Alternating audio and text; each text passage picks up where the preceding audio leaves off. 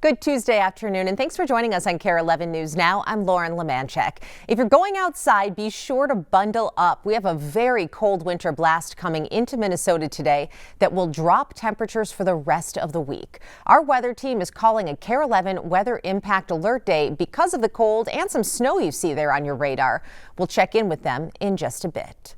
Well, tonight's weather is just another layer to what will be the coldest and most snow-packed start to winter in decades. It's an abrupt change after an unusually warm fall, and especially if you remember when it rained last Christmas, a half an inch. Jennifer Hoff has a look at the stats.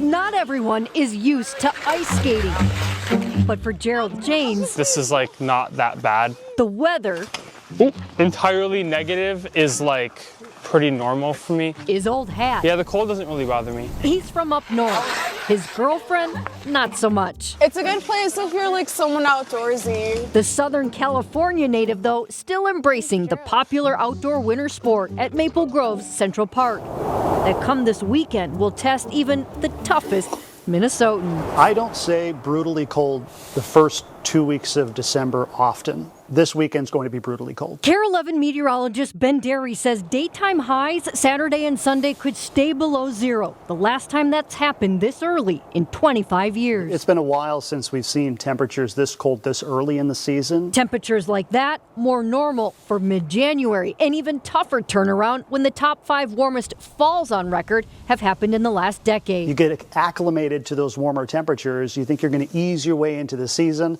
and then Minnesota says, nope, we're going to change things up abruptly. A taste of a traditional winter, On the bright side, the railing and me are getting well acquainted. whether you're ready for it or not. I think I'm a homebody. Well, as colder weather is starting to settle in this afternoon, many people are looking for ways to stay warm, but keep safety top of mind. FEMA says winter is when most household fires occur. So when you break out that heating equipment, remember that it's one of the biggest winter fire hazards. That's coming from Burnsville's Assistant Chief Fire Marshal. When it comes to space heaters and fireplaces, heaters should be plugged directly into the wall. Make sure to keep blankets and clothes away from those heat sources, and remember to unplug them when they're not in use. Before that winter blast arrives, check on your carbon monoxide detectors. Have them at every level of your home and near your sleeping place.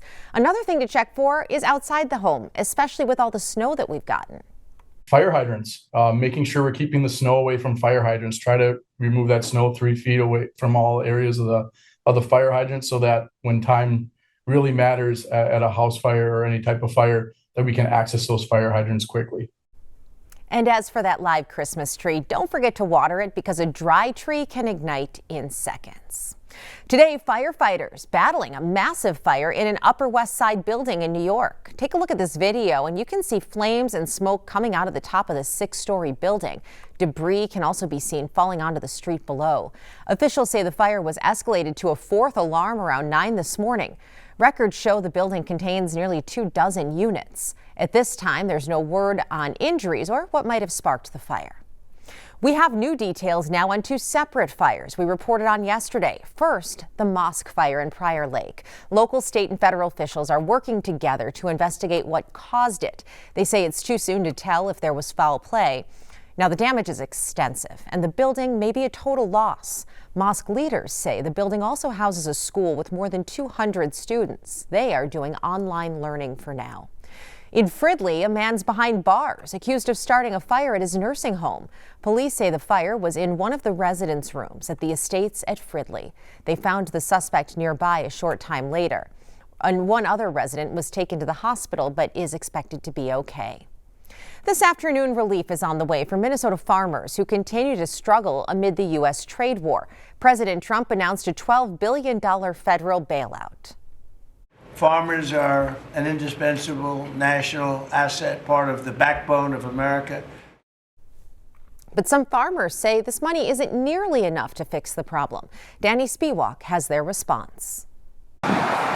Within the next couple of months, Minnesota farmers will begin receiving a portion of the Trump administration's $12 billion bailout package. $12 billion, that doesn't even come close to replacing the farmers' lost income. Gary Werdish with the Minnesota Farmers Union says it's not clear yet how much money will flow specifically to Minnesota, one of the nation's top agricultural exporters, especially around soybeans. Not a bad way to spend a day, is it? It's obviously welcome, but it's kind of a little frustrating at the same time because it's really self-inflicted. The president's policies, primarily on tariffs, has really driven the farmers, into the position they're in. Environmental restrictions. President Trump has often portrayed tariffs as a negotiating tool to get better trade deals. He blames the Biden administration for high production costs. Sleepy Joe Biden. Around items like fertilizer and machinery. Our farmers were crushed by the worst inflation in modern history. Agriculture Secretary Brooke Rollins says $11 billion will be released right away for row crop farmers,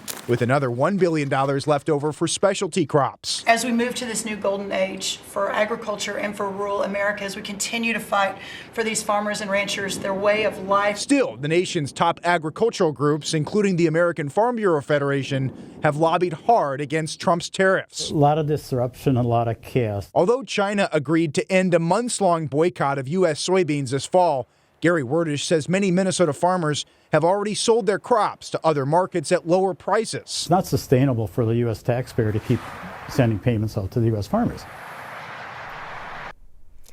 New today, a federal judge has granted DOJ's request to unseal grand jury materials related to Ghislaine Maxwell's case. The Jeffrey Epstein accomplice is currently serving 20 years in prison.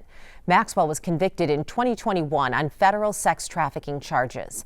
Days earlier, another judge ordered the release of grand jury investigation into Epstein from 2005 to 2007.